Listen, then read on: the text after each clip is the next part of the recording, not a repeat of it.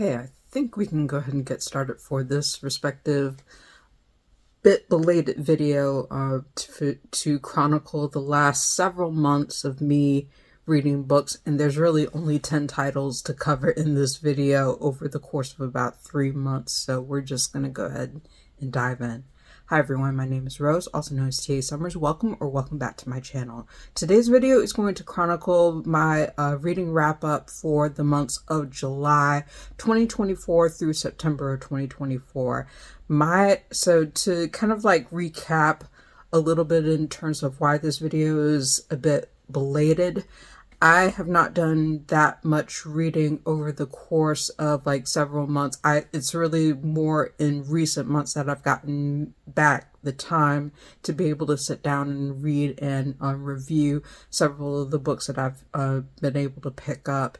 July and August were definitely very busy months for me, so I ended up only reading probably 2 books over the course of those 2 months.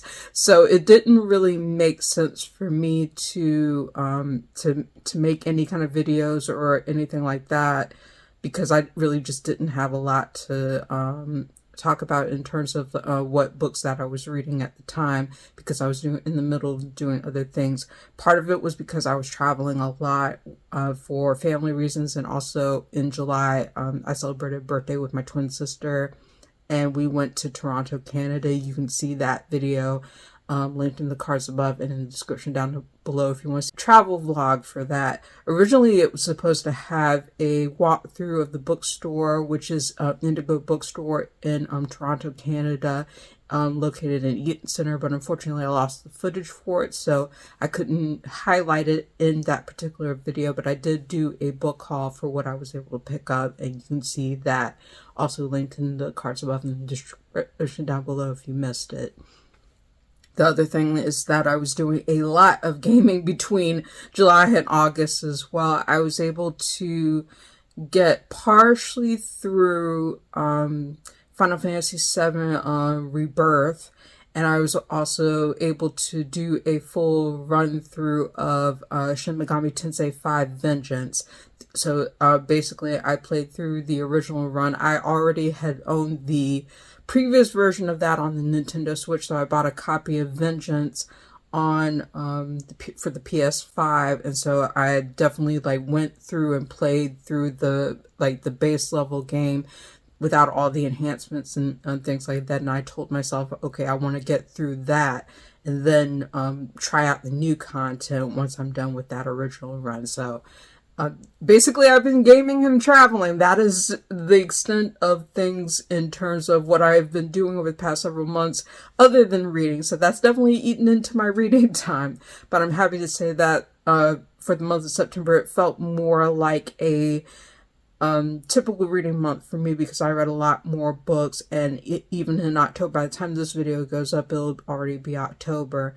I had to delay it a little bit in terms of schedule to be able to include all the books that I wanted to, but I'm back into my regular reading mode as of this time, so I feel pretty confident to be able to talk about all of the books that I've read over the course of the several months and kind of give a rundown of what I thought about these. So as I mentioned before in the part of this video, I have 10 books to walk through for this respective reading wrap up. So we're just going to go in order from the earliest book that I read to the last book that I read in September, and we're just going to go ahead and dive in. So without further ado, let's go ahead and begin. I think you'll be happy to know that for this respective reading month, I read from quite a range of different books across the 10 titles that I was able to pick up from the months of July to September. Several of them were YA titles,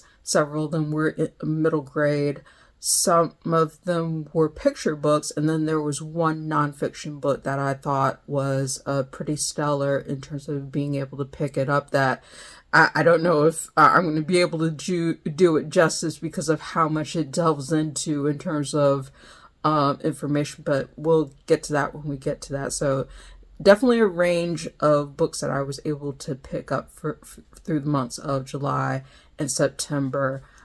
in terms of my reading haul. There were no adult fiction books that I read between July and September, unfortunately. So it wasn't until October that I started picking up other adult titles in middle grade and YA. So this was kind of like a reading month where I was like, okay, let me get back to my roots in terms of reading YA, and then a few MG titles and a few other books that were easy for me to pick up from my library as well as in my collection. So we're just going to go ahead and dive in, and I'll give you my thoughts on each. So the first book that I want to highlight is the only book that I was able to read in the month of July because of a lot of different things, because of traveling, because of watching the Olympics and the Paralympics and things like that. So this was the only book that I was able to read in the month of July.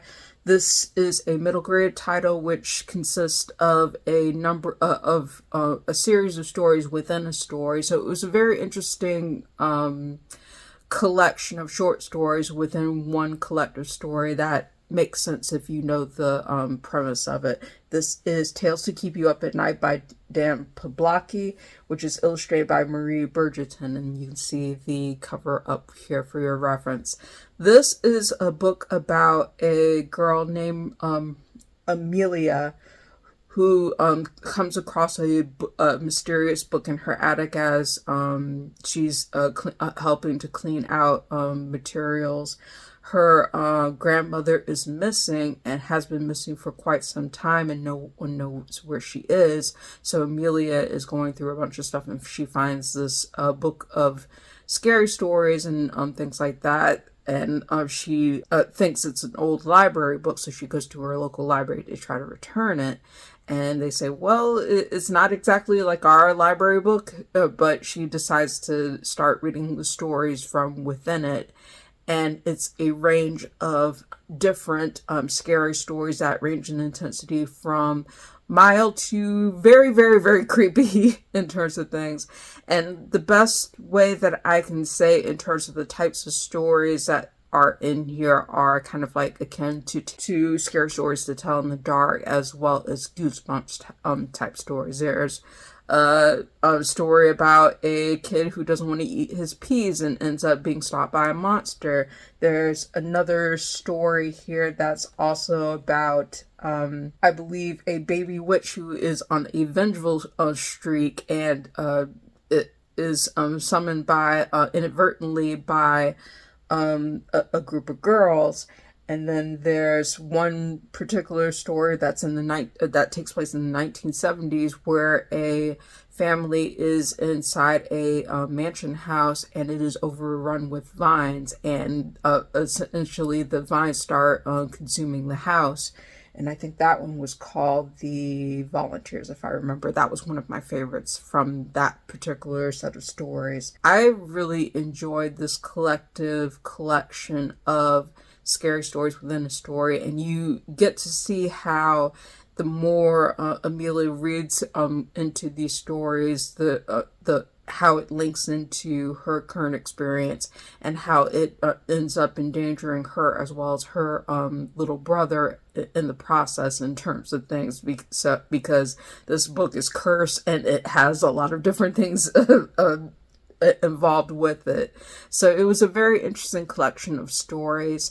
One of the reasons I picked up this book is that I accidentally picked up the sequel to the book before the original, so I wanted to read the original of it before I picked up the sequel to that book. But this is very well done in terms of being a standalone group of stories and having that appropriate creep factor. It may be a little too intense for very young on the middle grade scale, but it definitely works for the execution in terms of being able to showcase a range of different stories, as well as tying them into that one central story and giving a satisfying, creepy conclusion to it. So I definitely enjoyed it. I think some stories were stronger than others, but I liked the collective whole of it. I especially liked it in terms of the audiobook narrations and being able to see different things with it.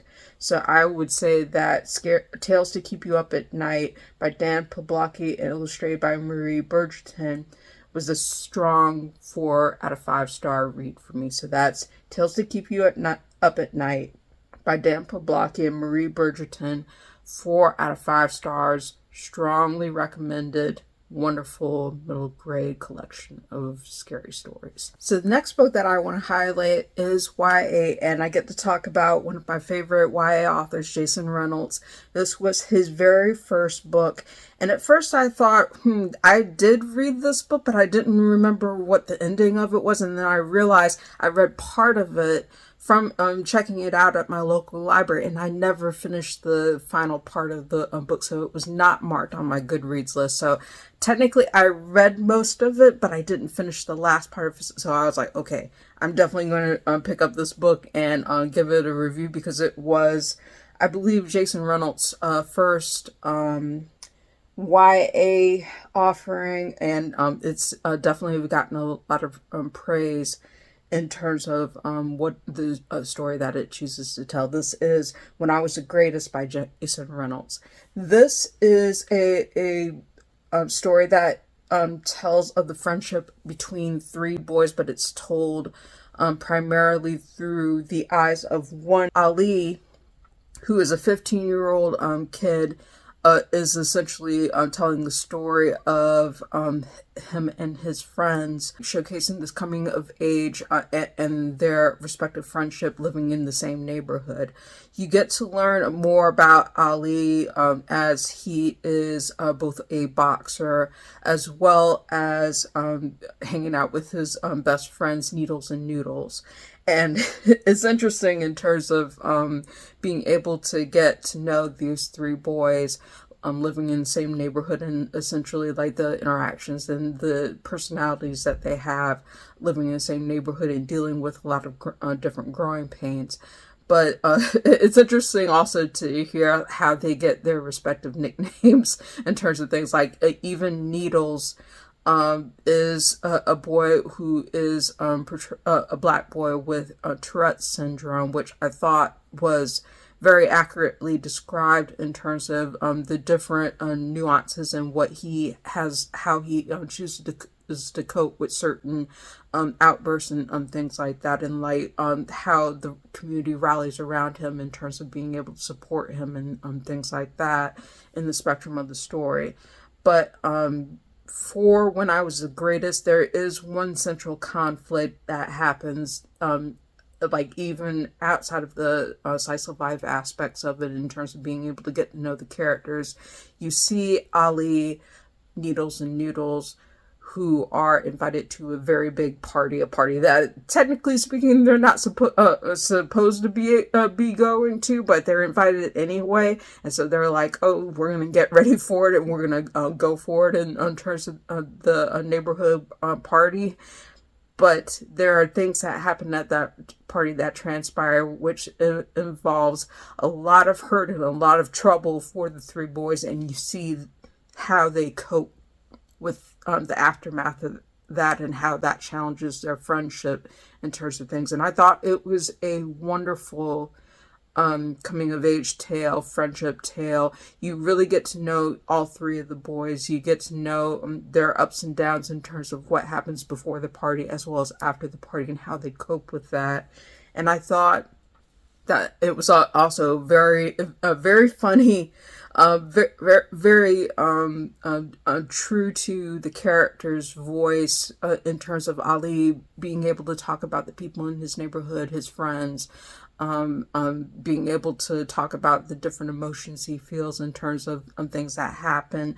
I thought it was very, very well done, and it definitely cemented in my mind in terms of how well Jaden Reynolds is able to write about the inner worlds and the inner voices of these black boys growing up in this neighborhood. It was very, very well done. I gave this overall, I believe, 4.5 out of 5 stars. I read it on audio. I think I initially read it as a physical book from my library, but I had to return it prematurely. And I ended up picking it up again on the audio version and really enjoying the audio narration, who is J.B. Atkins. So J.B. Atkins was the audiobook narrator for When I Was the Greatest, and he did a phenomenal job of being able to read from Ali's perspective and give a very wonderful voice to Ali in the narration of When I Was the Greatest. So I definitely enjoyed the audio experience. I definitely enjoyed the overarching story. And it's definitely among my favorite reads of this particular year, and I would definitely highly recommend it. So that is When I Was the Greatest by Jason Reynolds, 4.5 out of 5 stars. Now I'm going to come to a book that I read, and it was my very first book read for the month of September 2024 that really just started off the month to a bad start. This was a highly anticipated sequel to a very popular novel, which had a lot of problems even in retrospect, though it was well intentioned in terms of what it was trying to do. Initially, I wasn't going to pick up this respective novel because of the problems that the first book had in terms of things that I thought about after the fact. I gave the first book, I think, in the series 3.5 out of 5 stars, and I had liked it, but there were certain aspects about it that I didn't like. But I decided, because there were people in my community who would ask me, Rose, what are some of the things about the sequel? Is it any better than the first book? You know, that kind of thing. I was like, okay, I should probably pick this up and kind of clarify details in terms of what the follow-up is about and whether or not it's a proper sequel to the first book. So the book that I'm going to be talking about that unfortunately I did not care for with respect to following up with its highly successful first book is The Way I Am Now by Amber Smith, and it is the sequel to the highly successful The Way I Used to Be. And what to say about this book? It is following directly in the aftermath of events for the Way I Used to Be. You're following Eden as she's navigating the aftermath of events in terms of her trauma as chronicled through the first book in terms of things. So you're following her as well as her relationship with Josh. It is a dual perspective. Unlike the first book, it is a dual perspective novel between Eden and Josh, and essentially showcases their reconvening as well as Eden's process of going in the lead up to the trial where she has to testify against her rapist abuser, and also kind of chronicling the trauma that she is dealing with between having to testify and also having to kind of move forward in the aftermath of those events. So you get to see her even at the start of the novel where she's attending a concert with her friends and she's trying to get to some sense of normal in terms of things, and she ends up running into Josh, and they reconnect and have a positive reconnection in terms of things. But you also see where she is unexpectedly accepted into university and tries to take things into her own hands in terms of being able to go to college and being able to move forward even with the looming trial where she has to testify happens. And all of this, in terms of the setup for what it intends to do, I like that part of it, but the execution of this novel had a lot of irresponsible and even I would say even doubly traumatic things that really worked against the intention of what it chose to do. As you probably know, if you've read the first book of the Way I Used to Be, Eden is a very flawed heroine. She's a very flawed main perspective character, and she has a lot of internalizations that are frustrating to read about in terms of things, but at least to point out a positive, it showcases a lot of the weight that in a realistic kind of way, like it showcases like a lot of that trauma in terms of her trying to work through it, and she's not a perfect victim, as like quote unquote, in terms of like how she deals with a lot of these pains and things like that, though her internal voice and for a lot of things can be toxic and can be harmful to those who are survivors or who are reading this book and are seeing things that may double the trauma like for anyone. So I would say definitely check the trigger warnings for the way I used to be as well as the way I am now before you even go into this respective book, because there may be some things that are re-traumatizing for those who are sexual assault survivors or rape survivors. So keep that in mind. But the way I used to be really is supposed to be a journey for Eden in terms of her coming to terms in the aftermath of a lot of that trauma, but feels like it cedes that room to focus on the relationship between her and Josh. And I'm not saying that Josh's perspective isn't welcome here. Like I thought that of the two perspectives between Eden as well as Josh was a fully realized character that was developed well. And when you see his respective sections, he has a full arc and narrative of his own that he's dealing with in terms of things, because he's dealing with the on drinking, like his father having a drinking problem, and his respective like falling out like with respect to like playing sports and things like that, and disillusionment. So he has his own story in addition to Eden's story within this novel, and I appreciate being able to see Josh's perspective in this, but I did feel like his voice was fully realized. Eden sort of kind of has a backseat role in this particular novel. You can see certain moments where she is grappling with the trauma and having realizations, but they're not fully realized in comparison to Josh, where you can see his particular trajectory, whereas Eden's feels like between time jumps, between abbreviated scenes, and where moments you see like a lot more of her lapses rather than the process of her coming to terms. It's very shortchanged compared to what it could be.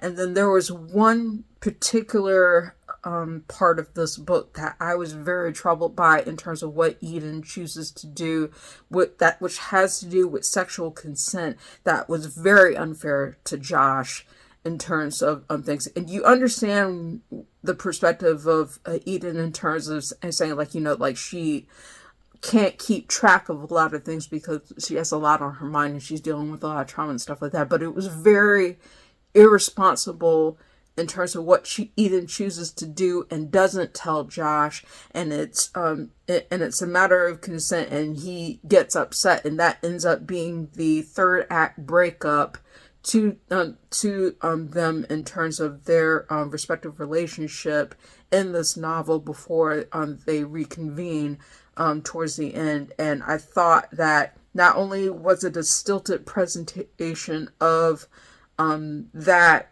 a particular conflict, it was also very heavily irresponsible of the author to do that. And like, there may be survivors, there may be people who look at sexual consent and things like that and be very triggered and traumatized by that. So I definitely had issues with how that was portrayed towards the end of this respective book, and I don't understand the reason why the author chose to do that in terms of things. It just did not make sense to me.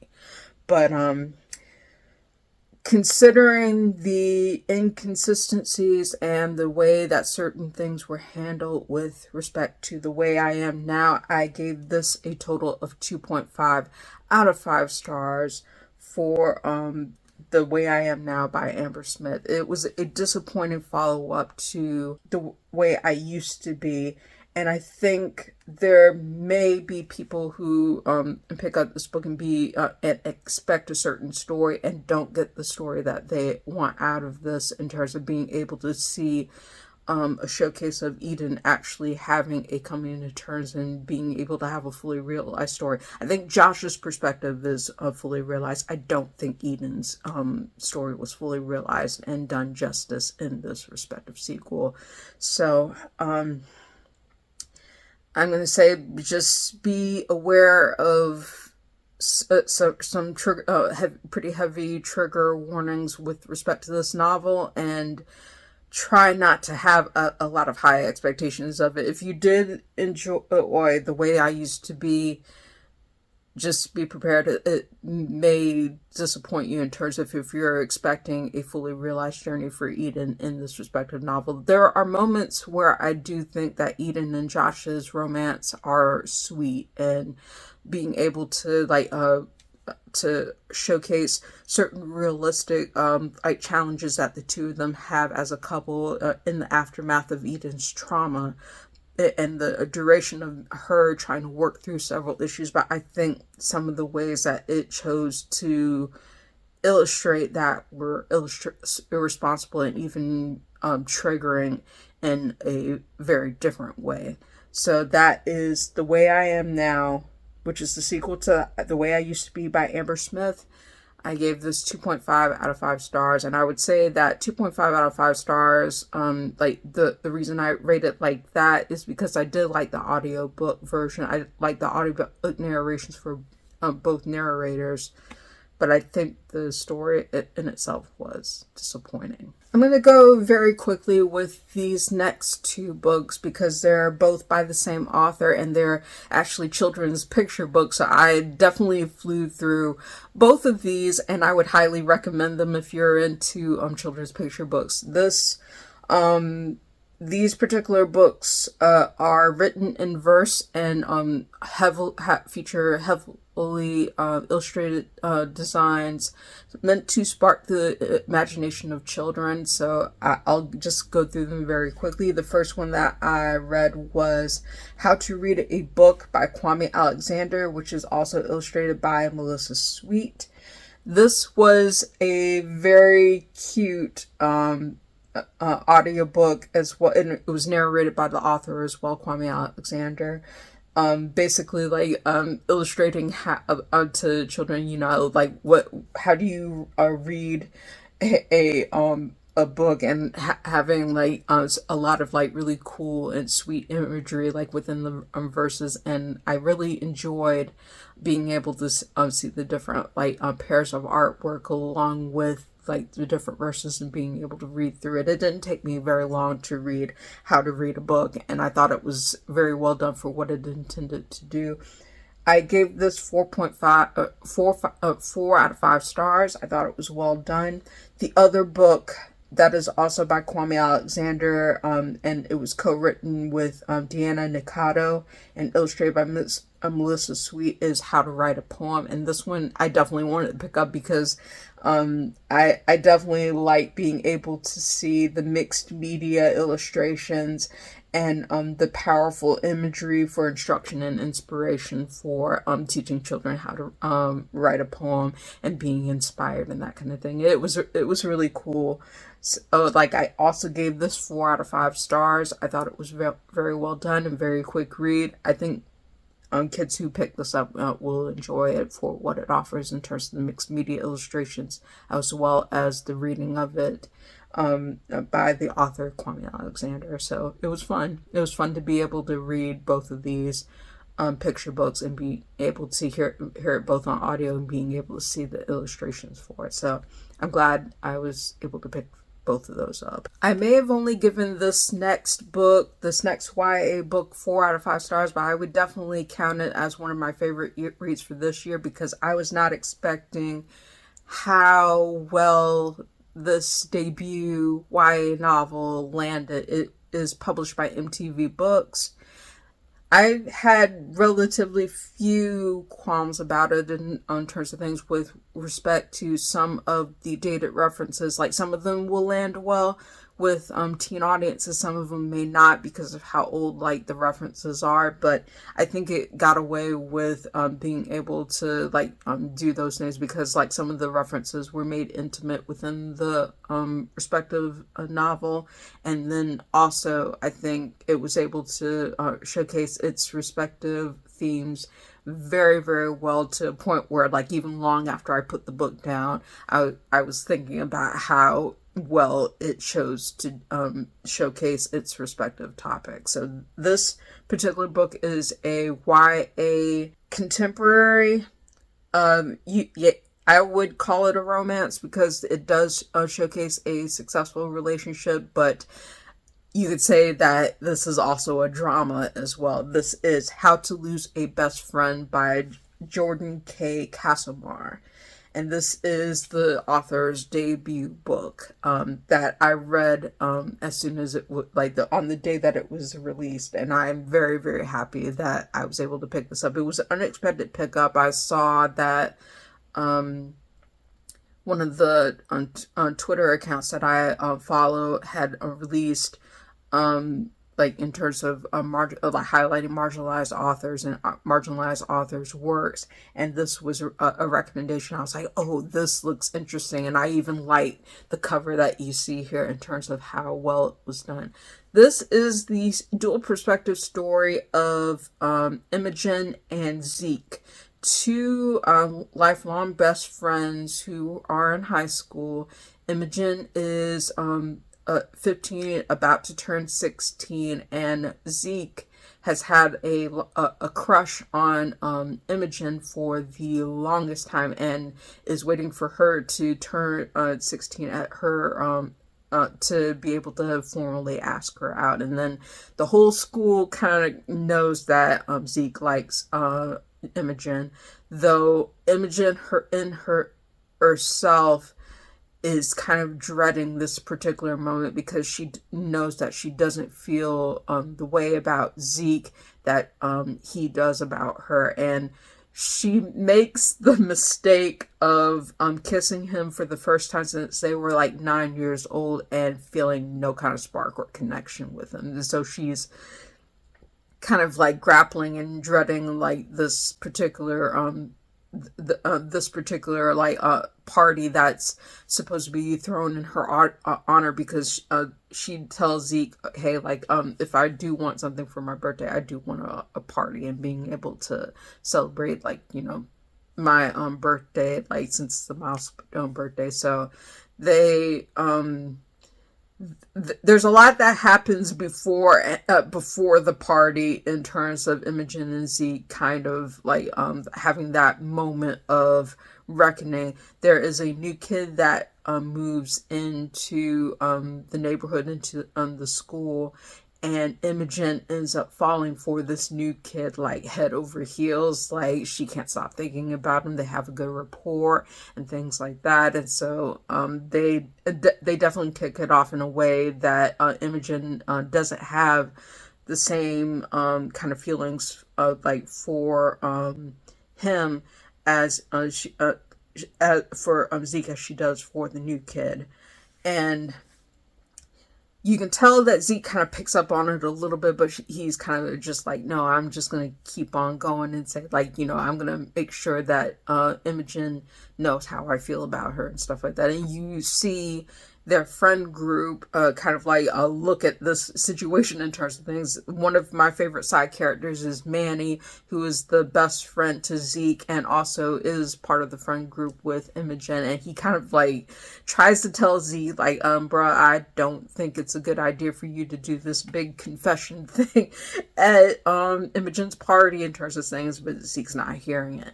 And then when you get to the actual party of what goes down, everything that you can think of goes wrong in terms of the confession, in terms of things. And then and Imogen is left hurt by the events of the party. Zeke is definitely left hurt by the events of the party as well. And they're both trying to grapple with the aftermath of it, but Zeke's not giving up in terms of his pursuits of Imogen, and Imogen is not giving up her her rights to say who she likes, and trying to tell Zeke, hey, I am not into you. I was at first worried that this book would not go as far as it did with respect to not having the to kind of bumping against the idea of the fated lovers type of thing, and everybody wanting these two to be together in terms of things. But I'm happy to say that it did not go into that direction. It actually grappled with the fact that Imogen had the right to say, hey, I don't want this relationship. I want another relationship. I want to be able to have agency, to be able to go with who I want to. I like, she says that, Zeke is her best friend, and she wants to create that boundary and assert herself that way. But Zeke does not give up. And the ways that Zeke acts towards Imogen is a realistic portrayal of a teenager who doesn't want to let go, and he does some things that are very frankly unforgivable in terms of the way that he keeps pursuing and manipulating people around him in order to get with Imogen. And you see the fallout of that, realistic fallout of that, in terms of the decisions that he makes and having to grapple with the consequences of his actions in terms of things. And I thought that the book did a masterclass job of showcasing the fallout and the reckoning, like, of each of the characters in terms of what happens after the party, and how these characters end up having to grapple with the decisions they make and the relationships they have. So I thought it was wonderfully well written. It was intense. It was very, very well drawn for all of the characters. Maybe a little too neatly tied for the ending, as well as a little drawn out towards the ending as well, which is probably why I didn't give this a full 5 stars. In addition to some of the dated references, but I thought it was a wonderful YA coming of age novel drama with aspects of romance in it. Like, I thought it was very well done for a debut, and I really need more people to pick up this book and be able to talk about it, because if you want to talk about non-love triangle relationships that are well done in terms of being able to grapple with serious issues in terms of things, there's a lot of different issues that are addressed in How to Lose a Best Friend that I thought were valuable conversations. So I definitely would recommend it for a teen audience. I thought it was well done for what it offered. So this is How to Lose a Best Friend by Jordan K. Casomar. 4 out of 5 stars. Strong recommendation from me, and I'm definitely looking forward to more of the author's work in the future. So the next book that I read in the month of September 2024 was a middle grade novel by an author who has another series that he has penned, but this was actually the first book of a series that I picked up in my first read from him. In terms of things, this is the first in a respective series, I believe. I'm not sure when the second book is coming out, but I did pick this up because I loved the cover. I loved the premise of it, and I knew that I wanted to pick up this middle grade fantasy. This is Jaden Powers and the Inheritance Magic by Jamar J. Perry. And this particular book is about a boy named Jaden, the titular character, who is best friends with Elijah, and they've been best friends for the longest time, lifelong best friends, and are generally inseparable in terms of things. And you end up learning that something happens to Elijah that is that throws Jaden's world out of balance in terms of things. He goes missing, his parents start acting weird, and Jaden essentially realizes one of the times he goes over to Elijah's house, and the house is dark, and he can't contact the Elijah's parents.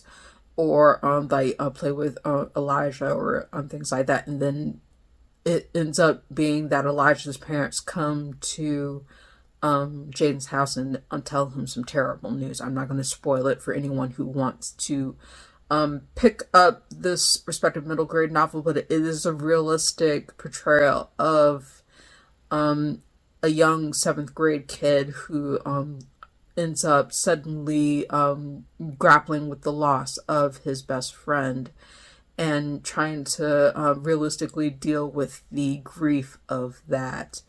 But you realize very quickly that not everything is as it seems with respect to the way that Elijah suddenly disappears. And Jaden in himself doesn't really believe that Elijah is gone. Like he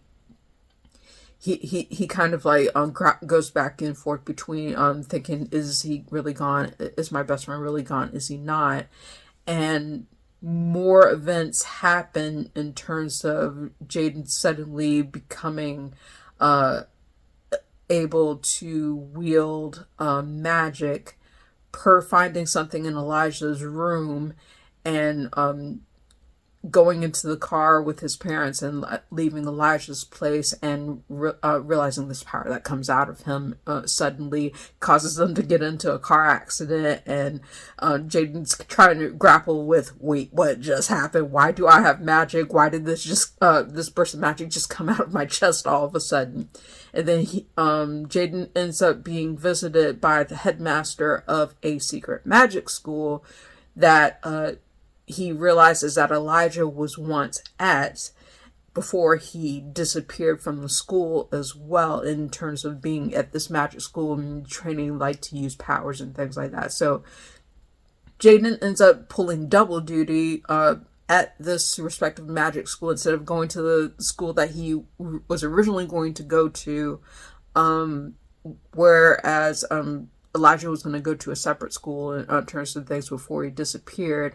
He decides to go to this magic school and not only learn to hone the magic that he's come into because of his interactions in Elijah's room, but also to unearth the mystery into Elijah's disappearance and why things have happened at this respective magic school and all of the weird things that have been happening at this magic school with the kids who were there in terms of things. So it's an interesting premise and an interesting feature of a black boy who comes into this powers and is able to use magic and is frantically searching for his best friend in the scheme of this work. And you can I can't emphasize enough how well the cover matches the respective portrayal of the character in terms of things, even down to his garments. I thought that the lovely illustration of the cover,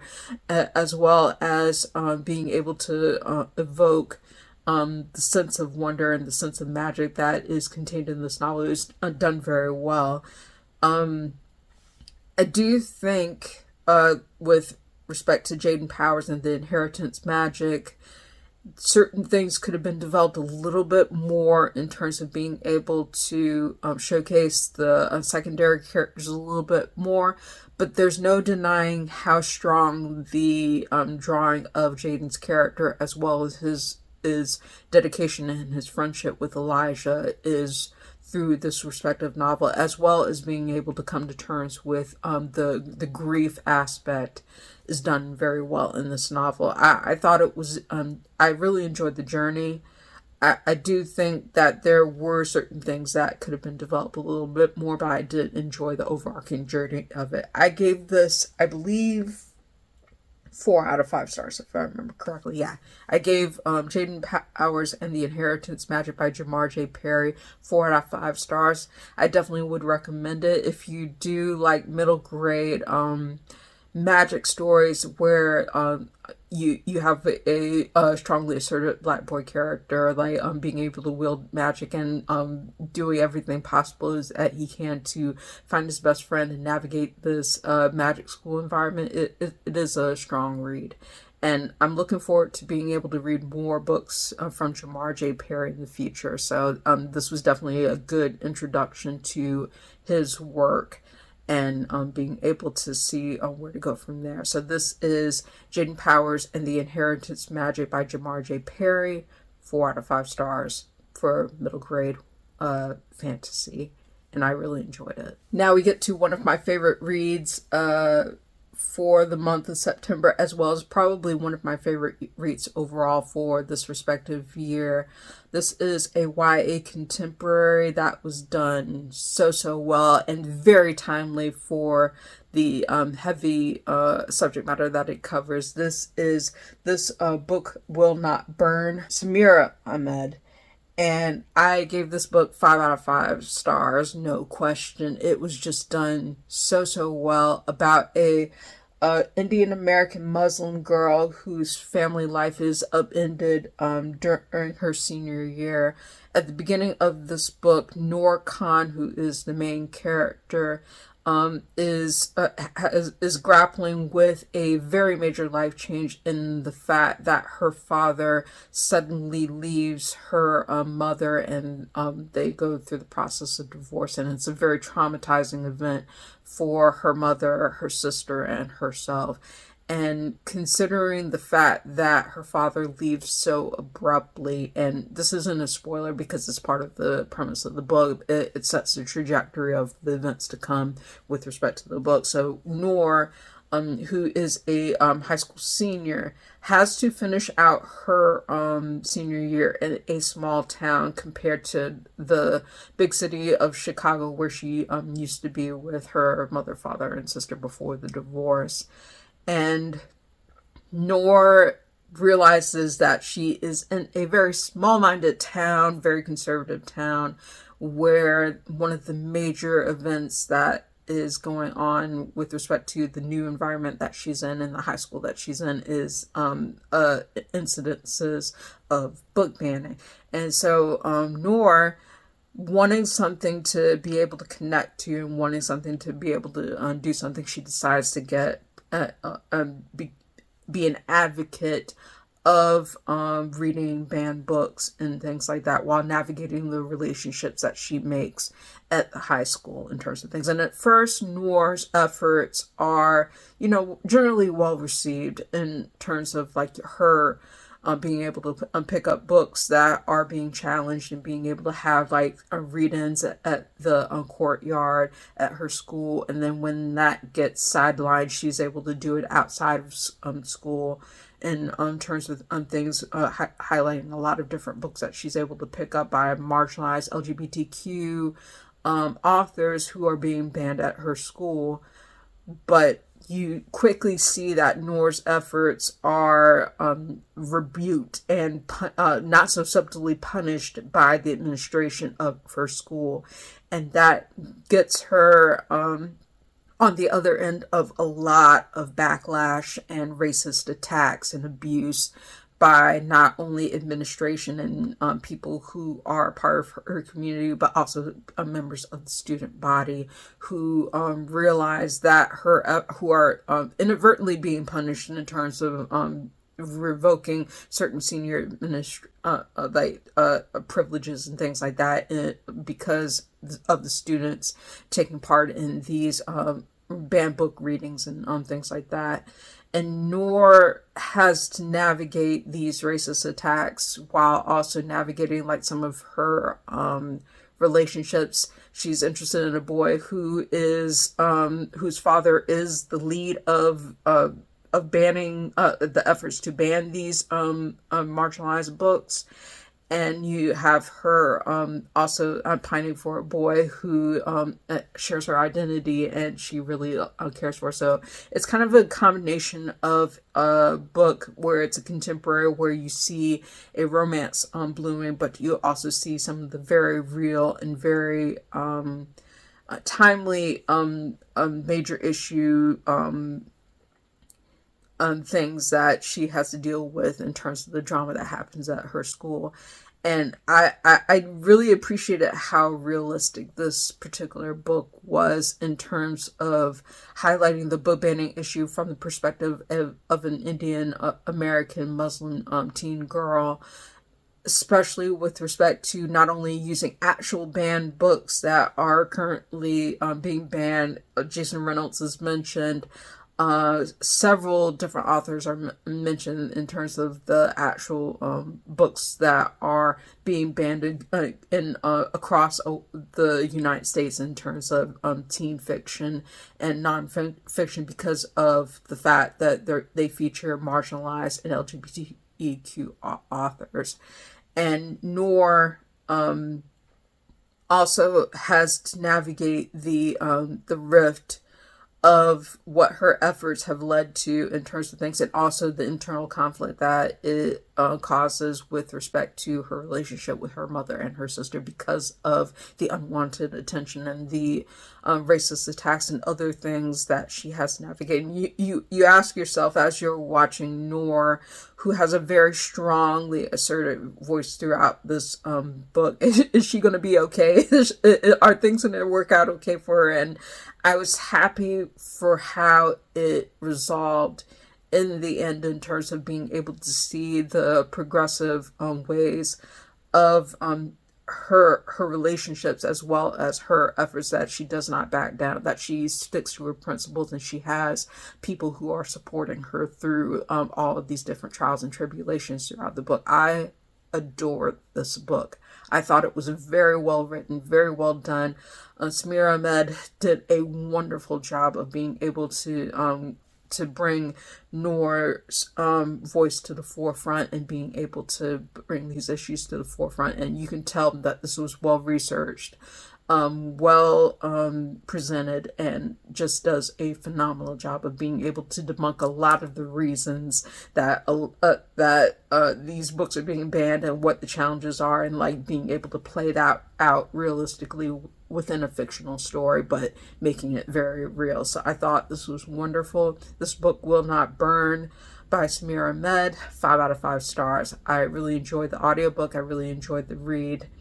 Highly, highly recommended. So the next book is very tangentially related to the previous book that I mentioned in terms of the current contemporary issue of book banning, but this is a very real, very harrowing story in terms of things that I really appreciate having the chance to be able to listen to this on audiobook. And probably, like, in terms of the national firestorm of book banning, book challenges across schools and in public libraries and things like that, this was a very timely read. This is from librarian Amanda Jones. This is That Librarian: The Fight Against Book Banning in America. I gave this respective book 5 out of 5 stars. I thought it was a wonderful and very timely takedown of a lot of issues surrounding the book banning controversies, and the trajectory of, and not even just the trajectory, the arguments that have been made, like in terms of all of these different book bans, and like delving into these different issues in terms of why this is happening, and how scary and awkward and terrible it is in the perspective of one woman's fight to be able to work against this effort of book banning. Amanda is a school librarian who was caught in a firestorm of different controversies, just simply for going to her local public library school board meeting, and speaking against the efforts to ban books in terms of things. That she ended up getting the attention of a lot of pro-banning book groups for her efforts, and how that ended up that fight ended up coming into her school library and her job, and like the relationships that she had in terms of things, and her making a number of different revelations with respect to stepping into this fight, and having to dip her toes down and say, okay, this is definitely a problem in terms of things. She unpacks a lot of the common arguments and in terms of the efforts of book banning to censor LGBTQ authors, as well as marginalized Black, Brown, BIPOC authors in terms of things. And she unpacks a lot of the arguments that are made in terms of how insidious they are and how inaccurate they are in terms of books for youth.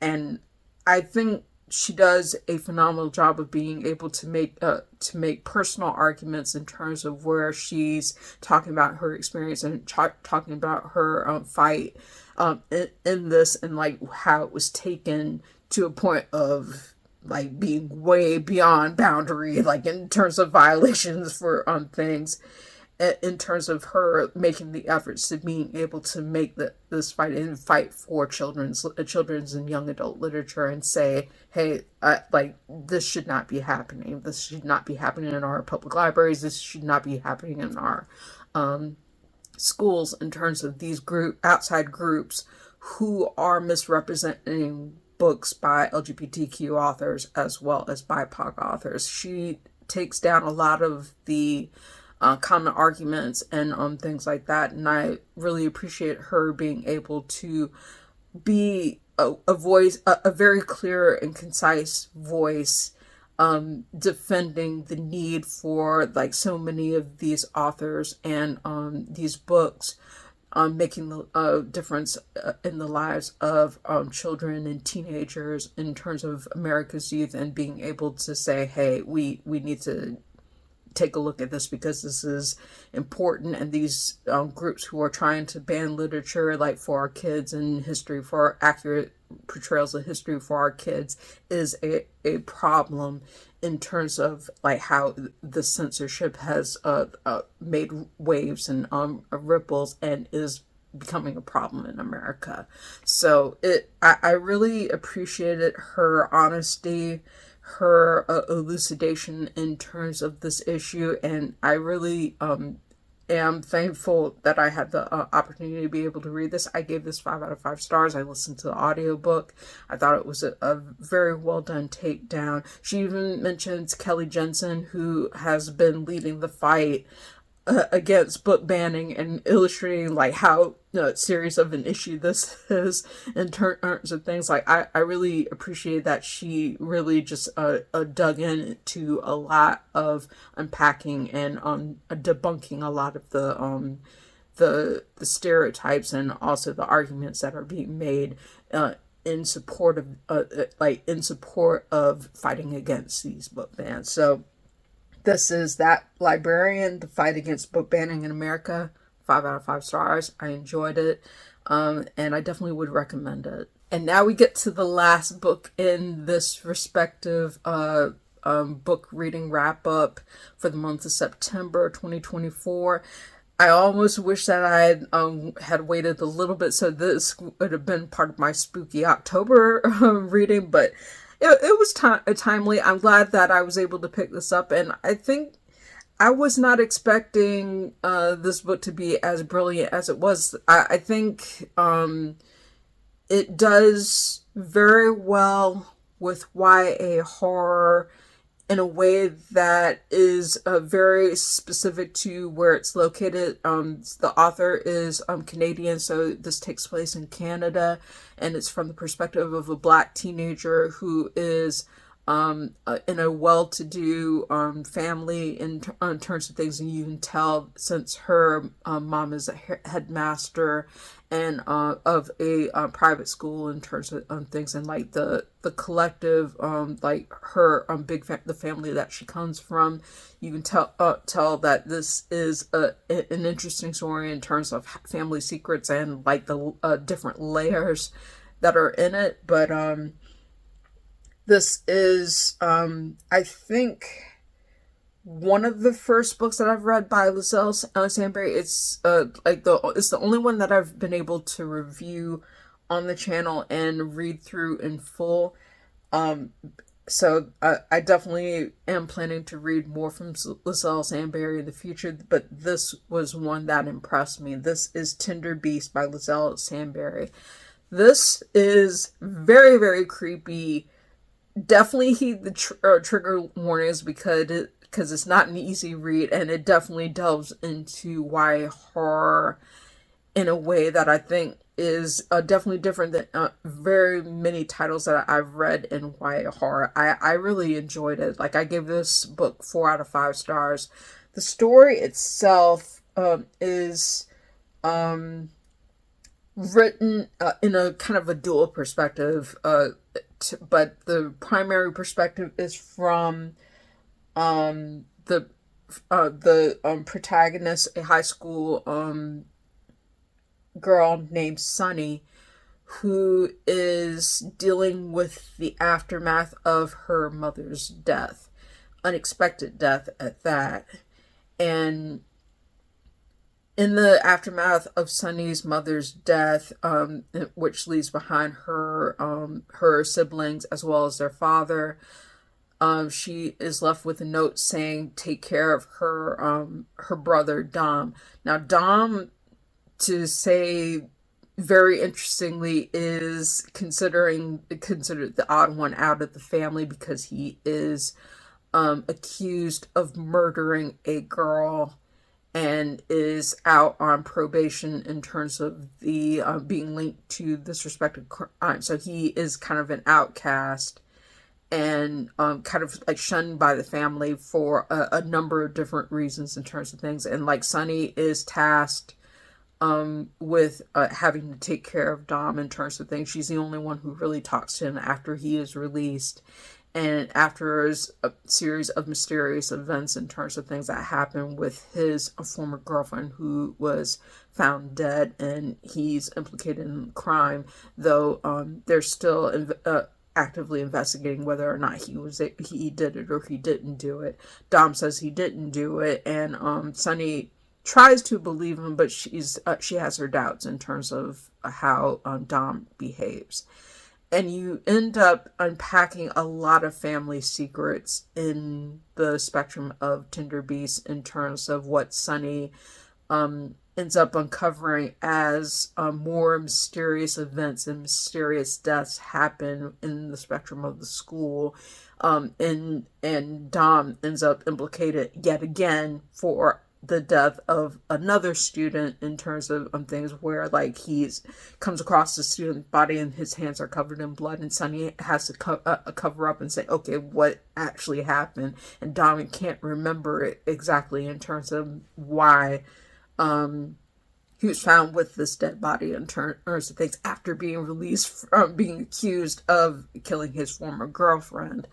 So Sunny tries to put the pieces together in terms of uncovering what actually happened and learning a lot about the family secrets that her family has helped cover up for, and with respect to mysterious events that happen in the aftermath of her mother's death. She finds her mother's journals and notes, kind of elucidating like what happened in terms of the cursed family farm that they own as part of their family wealth and well-to-do status in terms of things. She through these journals, which were written by her mother in terms of the farm that they lived on, and how that affected her grandfather and things like that in terms of like leading up to the present events. You see that these two different stories are intertwined very intimately, and you see how you get to wage in terms of seeing how Sunny chooses to deal with what she learns and how far she's willing to go to protect her family in terms of things once she uncovers those secrets. I thought that this book did a phenomenal job of showcasing the like a combination of the graphic horror as well as the psychological horror, as well as keeping you guessing in terms of, is this a supernatural thing? Is this an actual thing that was or was not done by the family or people who were surrounding the family, who was involved in that kind of thing? It keeps you guessing. But I do feel like the biggest criticism that I could give of Tender Beast is that it was slightly too long in terms of things. And I think that's going to put off some reluctant readers in terms of being able to stick with it and see the unfolding art, but and especially with respect to the way certain events feel repetitive in the progression of the story. But I think if teen readers, as well as those who even may be a little bit older who are picking up YA, really stick with the story in terms of things like the symbolism, the way that things tie together is actually brilliantly done. And I hope more people pick up Tender Beast in terms of stuff, because it really does YA horror well in a way that is very distinct from other titles in terms of things. You get the sense of the collective trauma where there's racism and bigotry that the family has to stand up against, but then you also see the other layers of other things that happen which definitely delve into the horror aspect of it very, very distinctly. And I'm not going to spoil it for anyone who wants to be able to pick up this title, because you may be wondering, does this have a supernatural element? Does it not?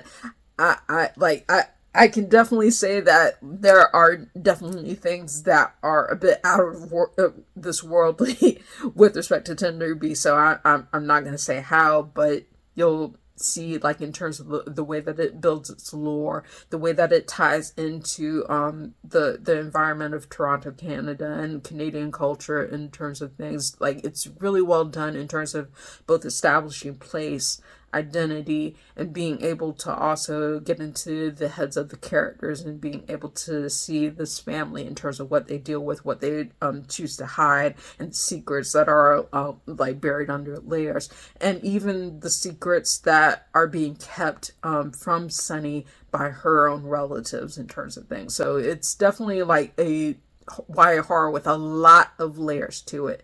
And if you're able to stick with some of being able to see where those layers go, despite some of the repetition, despite how drawn out it is, I think you'll find a very rewarding story in the vein of YA horror that's done in a way that's distinct. And I really enjoyed it. I would definitely say it was one of my favorite YA horror titles of this respective year, despite some of its flaws. So I'm going to say, for Tender Beast by Liselle Sambury, I would give this 4 out of 5 stars. Very well done. Love the audiobook for it, and I'm definitely looking forward to being able to pick up more books from the author in the future. So that is it for my reading wrap up across the span of several months from July to September of 2024. I'm hoping to get back into the saddle of doing more timely updates in terms of my reading wrap-ups for what I am able to read each month and give you my thoughts on them. But these are the 10 books that I read across the spectrum of time, and I hope you enjoyed it. If you like this video, please give it a thumbs up. Hit the subscribe button and hit the notification bell to be informed of when I post new videos. Thank you again so much for watching. I hope you have a wonderful day, and I'll see you next video.